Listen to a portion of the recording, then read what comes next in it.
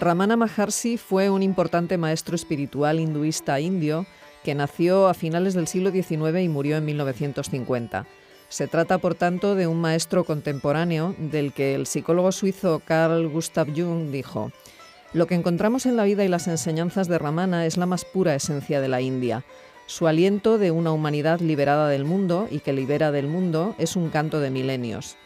La vida y las enseñanzas de Ramana no solo son importantes para el hindú, sino también para el occidental.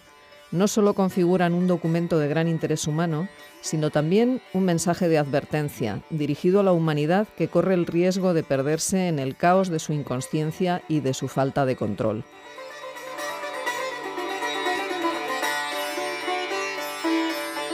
Bueno, pues para hablarnos del pensamiento de Ramana Maharshi y de su búsqueda del yo, nos acompañan hoy en el estudio el indólogo Enrique Gallud Jardiel y María Teresa Román López, que es profesora de filosofía en la UNED y especialista en filosofías orientales.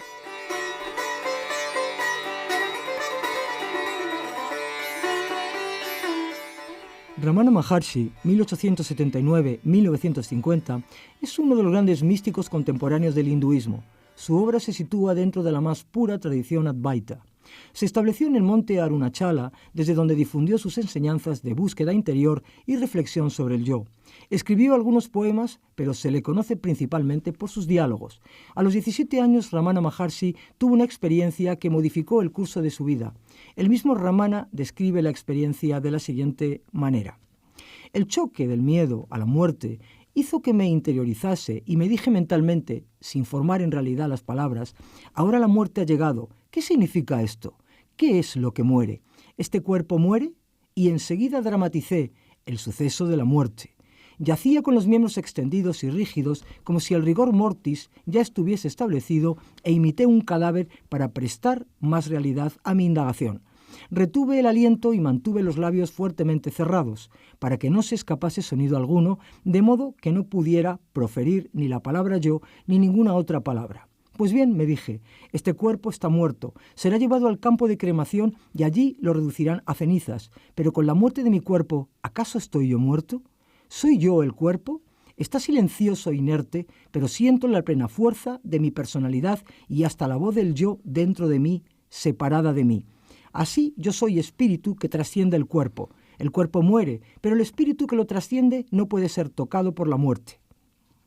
Para hablar sobre Ramana Maharshi, hoy está con nosotros una vez más Enrique Gallud Jardiel, doctor en Filología Hispánica, profesor de Hindi, miembro del Instituto de Indología y autor, entre otros, de los siguientes libros: La India en la literatura española, Diccionario de Hinduismo, Antología de la literatura clásica india, El hinduismo, Cuentos de amor de la antigua India, Shiva, el dios de los mil nombres, La India mágica y real, Sabios y santos de la India e Historia breve de la India, etc. Hay más libros que no voy a mencionar. Buenos días, Enrique. Buenos días. ¿Qué posición ocupa Ramana Maharshi entre los gurús o maestros religiosos del siglo XX? Realmente ocupa una posición muy destacada. Podría decirse que entre el pueblo indio, los más ortodoxos o los más exigentes de los hindúes, se le considera el último maestro realizado, el último gurú verdadero. Fijémonos, como muy bien has dicho ya, que muere en el año 1950. Pues bien, muchos hindúes consideran que después de él no ha habido en la India ningún maestro que mereciera tal nombre, y muchos de los que han ostentado ese nombre, como pueden ser Maharshi Mahesh Yogi o el Sai Baba o Rajneesh, al que luego se le conoció como Osho, pues han sido valorados pues quizá como divulgadores filosóficos o incluso como impostores. Se considera que Ramana Maharshi es el último gran maestro del Vedanta y que vivió intensamente sus creencias, que no se limitó únicamente a exponerlas y a enseñarlas, sino que fue coherente con lo que él creía y que llevó una vida a medias entre la sabiduría y la santidad, que es lo que se espera de un gurú o maestro religioso. ¿Qué indujo a Ramana Maharshi, desde tu punto de vista, a adentrarse en el camino espiritual? Bueno, esa pregunta ya se ha contestado muy bien con este resumen que tan admirablemente has hecho. Claro, estas son palabras del Ramana Maharshi ya años después, cuando él reflexiona sobre esta experiencia que tuvo. No sabemos exactamente cómo fue, en el sentido de que esto sucede cuando él es muy joven. Él tiene 16 años, está en el patio exterior de su casa y tiene una experiencia de la muerte. O sea, nota la muerte en su cuerpo físico, nota que pierde la vitalidad, que no puede mantenerse de pie, se tiene que tumbar, nota frío, nota que no puede mover los miembros, nota que su corazón se paraliza, o sea, tiene la sensación de que va a morir. Él queda convencido de que está teniendo lugar, por algún motivo físico que él desconoce, su muerte física, pero su mente sigue ahí contemplando el proceso. Entonces él dice, dentro de unos minutos o de un tiempo, mi cuerpo morirá efectivamente, pero bueno, yo estoy aquí viéndolo como si fuera un espectador y entonces seguiré contemplando cómo mi cuerpo es sometido a una cremación y cómo desaparece. En ese momento él pues diferencia por completo todo lo que es la parte corpórea de esa parte eterna que va a seguir ahí y que no está dependiendo del cuerpo, ¿no? Y entonces entiende eso que se habla, pues, y que se habla metafóricamente, de el cuerpo es una camisa de carne, que te la puedes cambiar a lo largo de sucesivas vidas, el espíritu permanece, pero el cuerpo se cambia, y eso que lo aceptas, o los hindúes lo aceptan como una idea filosófica o simplemente poética, pues él lo nota de una manera real, ¿no? Y eso cambia por completo su vida, pues él era un joven normal y corriente, más bien frívolo, le gustaban los deportes, no le gustaba el estudio, o sea, no había mostrado antes ninguna predisposición ni hacia el conocimiento, ni hacia la vida espiritual, ni hacia el ascetismo. Es simplemente esta idea de mi yo verdadero es algo que no tiene que ver con mi cuerpo y con todo lo que lleva implícito el cuerpo, quiere decir sus relaciones familiares, su entorno geográfico, sus circunstancias, cómo había nacido, sino que su verdadera esencia era otra cosa eterna que iba a estar ahí. Y entonces, para averiguar realmente qué era esa esencia que perduraba, es para lo que él emprende un camino espiritual. Pues podríamos entrar ya en los hechos de su vida, en su carácter, en su personalidad, en fin, todo ese entramado que está cerca de la vida de Ramana Maharshi, si te parece bien. Sí, a raíz de esta experiencia, pues él decide, ¿no?, buscar y decide abandonar de alguna manera su vida en ese momento. Es una persona que viene de una familia devota, son brahmanes de clase, de una casta intermedia de los brahmanes, tienen devoción por el dios Shiva, quiere decir que son gente que admite el culto y admiten las ceremonias externas de la religión sin entrar en mayores profundidades, y entonces él decide ir al templo de Meenakshi, que es un templo muy famoso que está en la localidad de Madurai, que es una de las grandes ciudades santas de la India, en el sur de la India, en el estado de Tamil Nadu, de donde él era originario. Pide dinero prestado para el tren, de hecho pide 5 rupias, se entera de que el tren cuesta solo 3 y entonces deja 2 rupias en su casa, o sea, se lleva exclusivamente el dinero para el trayecto, no lleva nada más, renuncia a todo, quiere decir que en ese momento interiormente hace un voto de pobreza, se dirige al templo de Madurai y allí está 2 años sentado en el templo, alimentándose con lo que el templo le proporciona en completo silencio. Su familia intenta que él vuelva al hogar, él se niega, después abandona el templo, va a vivir a una cueva y está durante 7 años, estamos hablando de principios del siglo XX, entre el año 1906 y 1914, más o menos, en la cueva, practicando el ascetismo, prácticamente sin alimentarse, prácticamente sin moverse y ejerciendo técnicas yógicas para el control de su cuerpo, ¿no? Con lo cual él supera el dolor, supera las picaduras de los insectos, el frío, el calor y todos estos elementos externos. Uh-huh. Después se traslada a la localidad de Tiruvannamalai, que es un lugar también sagrado porque existe allí una colina de nombre Arunachala, que significa el Monte Rojo, que tradicionalmente y según el mito fue el lugar donde el dios Shiva se manifestó como una columna de fuego. Es uno de los lugares santos del shivaísmo y allí, en esta colina, se sentó a meditar sobre ese ser, ¿no?, sobre esa parte eterna que él había descubierto. Pasado el tiempo, la gente del lugar pues empezó a considerarlo un asceta, un santo, construyeron a su alrededor un ashram, un refugio espiritual, y allí permaneció Ramana Maharshi el resto de su vida. O sea, fue una persona que no viajó, No tuvo ninguna posesión, puesto que el voto de pobreza continuó. En aquel ashram no había donaciones, no había una institución, no había una sociedad constituida con un presidente y un secretario.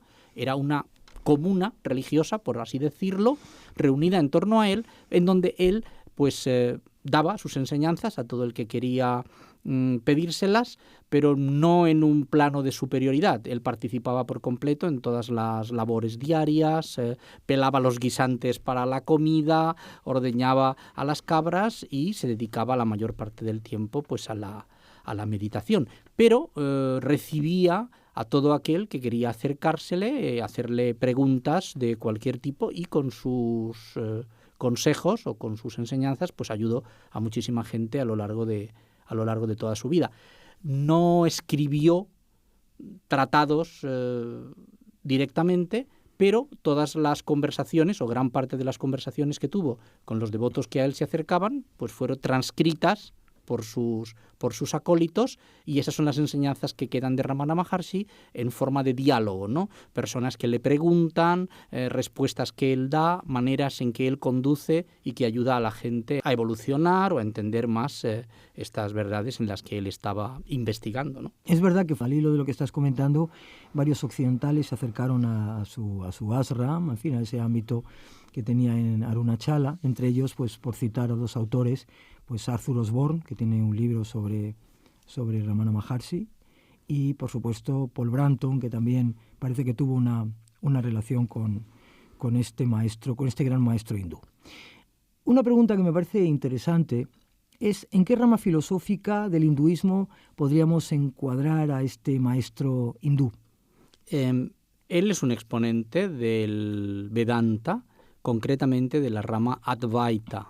El Advaita Vedanta, que tiene su revitalizador en Shankaracharya, ¿no? En el maestro Shankara, que vivió en los siglos 8 y 9. Aunque el Advaita Vedanta pues es mucho más antiguo, está expuesto en las Upanishads, que son los libros de comentario a los Vedas, y que se escriben pues entre el siglo 9 y el siglo IV antes de Cristo. Es el momento en que estas ideas se escriben y se cristalizan, y luego ya en el siglo IX de nuestra era el maestro Shankaracharya las revitaliza, y en esa línea está la palabra Vedanta, que significa el fin de los Vedas o las conclusiones de los Vedas, ¿no? El meollo de estos libros sagrados, y la palabra Advaita, la palabra Dvaita significa dualidad, Advaita significa la no dualidad, o sea que estamos hablando del monismo.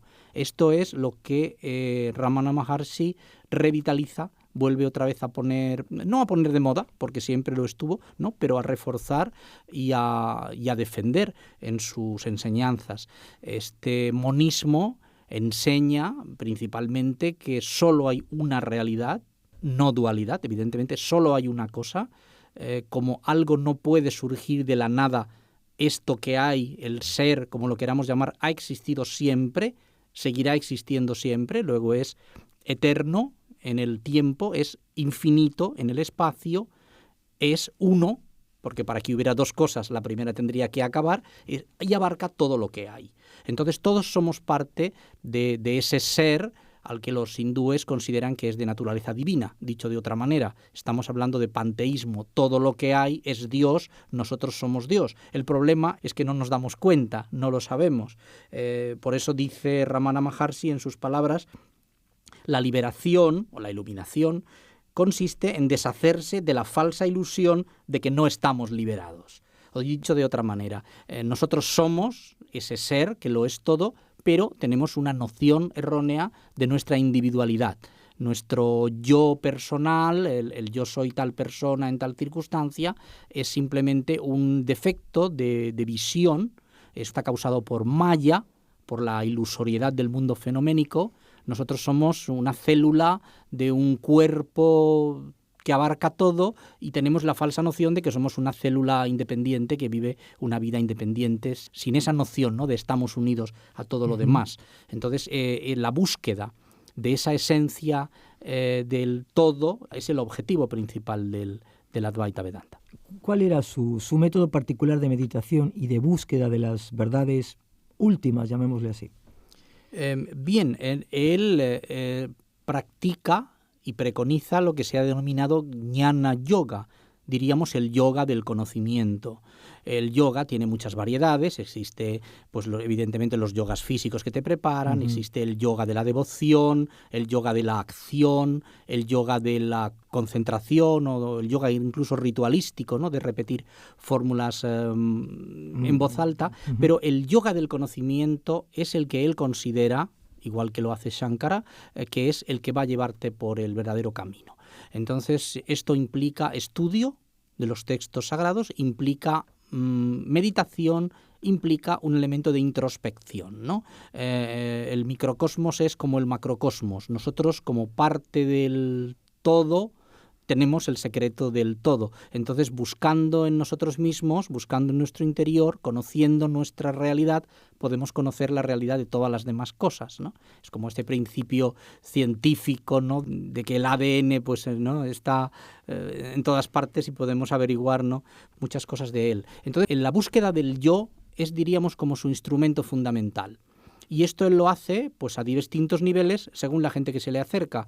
Puede utilizarlo con mayor profundidad cuando habla con gente preparada, o cuando habla con personas más normales, pues lo hace con esa técnica sencilla, ¿no? Una persona que llega con un problema, él le recibe. ¿Quién eres tú? ¿Cómo te llamas? Y la persona le dice, yo me llamo no sé qué. Raman dice, no, yo no te estoy preguntando cómo te llamas, te pregunto quién eres tú. Bueno, pues yo soy un médico, no, no te pregunto por tu profesión.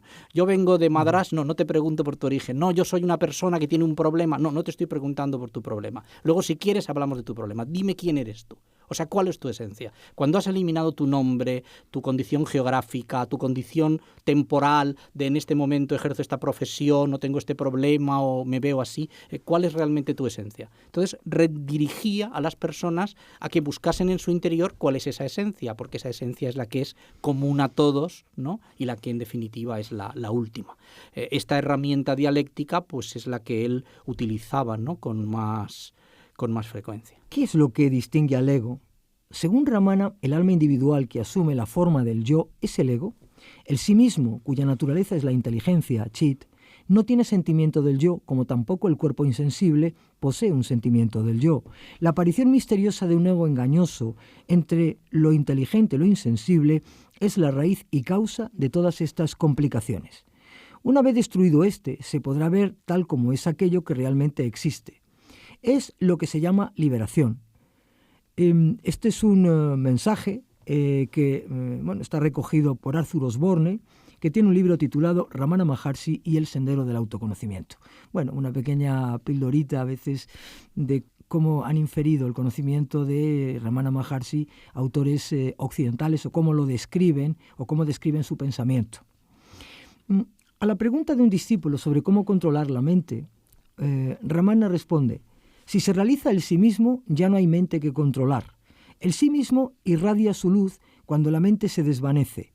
En el hombre realizado no importa que la mente esté activa o inactiva. Lo único que existe es el sí mismo. Un poco recordando lo último que has comentado sobre el monismo, pues la mente, el cuerpo y el mundo no son algo aparte del sí mismo y no pueden permanecer aparte del sí mismo. En definitiva, es un poco referirme a esa idea de monismo que caracteriza el pensamiento de Ramana Maharshi, ese Advaita, que es la idea cumbre del pensamiento de Shankaracharya. O de Shankara, yo siempre me quedo con el maestro Shankara. El maestro, ¿no? Shankara, Shankara, efectivamente. Bueno, para mí, lo que has comentado y estas pequeñas reflexiones de autores occidentales que efectivamente enmarcan el pensamiento de Ramana Maharshi sin lugar a dudas. Sí, él se mantiene dentro de la ortodoxia, en el sentido de que sigue pues más o menos los principios de este Advaita, que podrían resumirse, uno de ellos ya lo hemos mencionado, en el concepto del todo, el concepto del absoluto, del ser, que recibe el nombre de Brahman, ¿no? Es una realidad en donde todo se abarca, junto con el concepto de Atman. Atman sería esa división engañosa, esa parte que piensa que nuestro yo está separado del resto, ¿no? Entonces, pasar de la oscuridad a la luz es pasar del concepto de nosotros somos un ser separado del resto, ¿no? Somos parte de ese todo. Lo que pasa es que es un paso muy difícil porque nosotros, por nuestra constitución física y mental, vivimos en la dualidad, necesitamos la dualidad. Somos nosotros y el resto, y todo lo que juzgamos a nuestro alrededor lo juzgamos en términos de aquí, allá, ahora, después, día, noche, bueno, malo. Entonces todo eso es algo que hay que superar.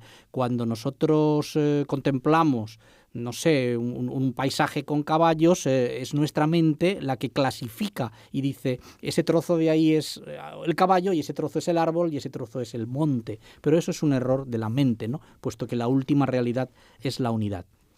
Otro de los principios del Advaita, que por supuesto Ramana Maharshi defiende, ya también lo he mencionado, es el concepto de Maya, la ilusoriedad del mundo fenoménico. Lo que vemos es como una película que se proyectase, como un sueño. Esa división no es real, es fruto únicamente de nuestra incapacidad de percibir la realidad como de una manera integral, y de la misma manera que hay algunos animales que no pueden percibir la tercera dimensión o no pueden distinguir colores, pues nosotros en nuestro cuerpo humano hay realmente una unidad del ser que no podemos percibir. Los corolarios que se siguen, como puede ser la teoría del karma, la idea de causa y efecto, o sea, de que nuestro espíritu va evolucionando o involucionando en función del resultado de nuestras acciones, buenas o malas, pues era algo que por supuesto también Ramana Maharshi defendía, y el corolario de la ley del karma, que es el concepto de reencarnación, ¿no? De que efectivamente ese cuerpo, como él es en esa experiencia que tuvo, el cuerpo puede morir, pero la realidad de lo que tú eres, pues eso va a continuar y va a seguir en su periodo de evolución con su carga kármica. La idea de Maya, la idea de que lo que vemos no es real, desdramatiza la vida y hace que Ramana Maharshi tenga pues una actitud muy curiosa ante el mundo. Era una persona que daba mucha importancia al humor, en el sentido de que no se tomaba el mundo tan en serio, puesto que no lo consideraba más que una película, ¿no?, de buenos y malos en donde estamos metidos, y esto lo llevó hasta sus últimas consecuencias. Él tuvo en sus últimos años un sarcoma en una mano, era necesario amputársela, pero él se negó diciendo que no, que aquello era únicamente dolor en un cuerpo que a fin de cuentas pues ya estaba viejo, como era lógico que le doliera, y que no iba a intentar arreglarlo, pues que era una parte normal de la vida. Entonces él aceptaba ese dolor como una cosa completamente natural. Y la idea también de que Maya, esa ficción en la que vivimos, no hay que tomársela muy en serio, con lo cual tanto las cosas buenas como malas del mundo son mentira, son ilusorias y no hay que hacer mucho caso de ellas. Es una postura bastante estoica, ¿no?, en ese sentido. ¿Cuál es la raíz de su especial amor por los animales, que parece ser que es uno de los rasgos, digamos, característicos de Ramana Maharshi? Sí, es una consecuencia lógica de este concepto que hemos hablado del Brahman, ¿no?, de la última realidad. Lo que pasa es que para la mente occidental es más fácil hablar de hermandad humana, de todos los hombres somos hermanos y debemos amarnos y querernos, que hablar del sentido de todos, hombres, animales, plantas, etcétera, somos parte más o menos sutil o más o menos condensada del cuerpo divino.